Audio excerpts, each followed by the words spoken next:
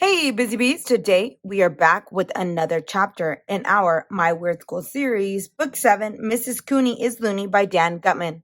But before we get into our chapter of the day, we are going to get into our riddle of the day. And the riddle of the day is, I'm always on the dinner table, but you don't get to eat me. What am I? And I'll say it again. I'm always on the dinner table, but you don't get to eat me. What am I? And I will give you the answer to the riddle at the end of our chapter.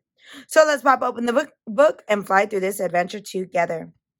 Last week, we left off on chapter 3, the big decision, where AJ decided to tell his friends about what he decided to do and how he wanted to marry Mrs. Cooney. But then Andrea came in and ruined his dreams and told him, she's married. That's why you say Mrs. Cooney. So let's get into chapter 4, the last straw. Miss Daisy told us to be on our best behavior while she called Mrs. Cooney on the intercom.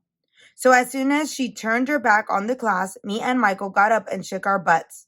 Finally, after about 1,100,000 minutes of waiting, Mrs. Cooney walked in the door. Va, va, voom, I whispered to Michael, who sits next to me. I really don't know what va, va, voom means, but that's what my dad always says when he sees a picture of that movie star who looks like Mrs. Cooney. I'm in love, Michael said. Me too, said Ryan, who was sitting behind me. Me three, I said. It was bad enough that Mrs. Cooney had a husband. Now Michael and Ryan were in love with her too. How would I ever get Mrs. Cooney to marry me instead of all those other guys? My friend Billy, around the corner, knows a lot about girls. He says the way to get a girl to like you is to make her laugh. So I decided that I would try that. What are you going to teach us today, Mrs. Cooney? Asked Miss Daisy. Today we're going to learn about nutrition, said Mrs. Cooney. Does anybody know what a food pyramid is? Sure, I said. That's what they eat in Egypt. Some of the kids laughed, but Mrs. Cooney didn't. I would have to try harder. Please raise your hand next time instead of shouting out, said Mrs. Cooney. Andrea? The food pyramid shows the groups of foods that make up a good diet, Andrea said. Good, Andrea, said Mrs. Cooney, as she held up a big poster of a pyramid with food all over it. She gave Andrea a smiley face sticker for her notebook. Andrea has so many smiley face stickers on her notebook that you can hardly see the notebook anymore.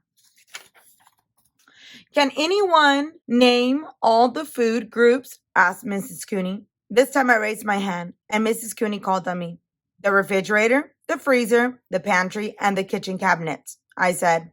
That's where we group the food in my house. A few kids laughed. Mrs. Cooney crossed her arms in front of her and tapped her foot until the laughing died down. She had on her serious face. She's cute when she's serious. Not exactly, she said. Andrea had her hand in the air, as usual, and she got called on.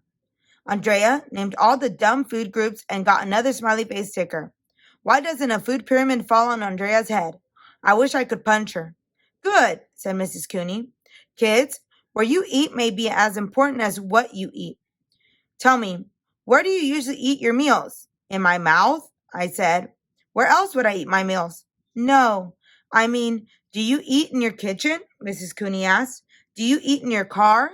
Do you usually eat in front of TV? We eat our meals in front of the TV, I said. Why, AJ? Asked Mrs. Cooney. Because there's no room behind the TV, I said. We'd be squished. All the kids laughed. Mrs. Cooney put her hands on her hips and wrinkled up her forehead at me, but she still wasn't laughing. Maybe she was in a bad mood. Breakfast is the most important meal of the day, said Mrs. Cooney. You can't do good work at school if you haven't eaten a good breakfast. That goes for grown-ups too. For example, it's hard for me to work on an empty stomach. You shouldn't work on an empty stomach, Mrs. Cooney, I said. You should work on your desk. Everybody laughed at that one. Mrs. Cooney slapped her own forehead like there was a bug on it. AJ, said Mrs. Cooney, can you please try not to shout things out? Now, how many of you eat breakfast in your pajamas? That's disgusting, I said. My mom puts my breakfast on my plate. AJ, go sit in the hall, Mrs. Cooney said. That's the last straw. What did straws have to do with anything? She wasn't even talking about straws. Why are grown-ups constantly running out of straws? I offered to bring some more straws from home, but Mrs. Cooney said she didn't want them. Nah, nah, nah, boo-boo, Michael whispered when I went to sit in the hall. I was in love with Mrs. Cooney, but she sure wasn't in love with me. And that is the end of our chapter. Man, so his plan failed. He could not make her laugh. So let's get into the answer of our riddle of the day. So our riddle was, I'm always on the dinner table, but you don't get to eat me. What am I? And the answer is, drumroll please, plates and silverware. Do you get it? Plates and silverware? They're always on the dinner table, but of course you cannot eat them. If you like this video, give it a like. And if you'd like to follow along for more adventures, hit that subscribe button. And I will see you on the next one.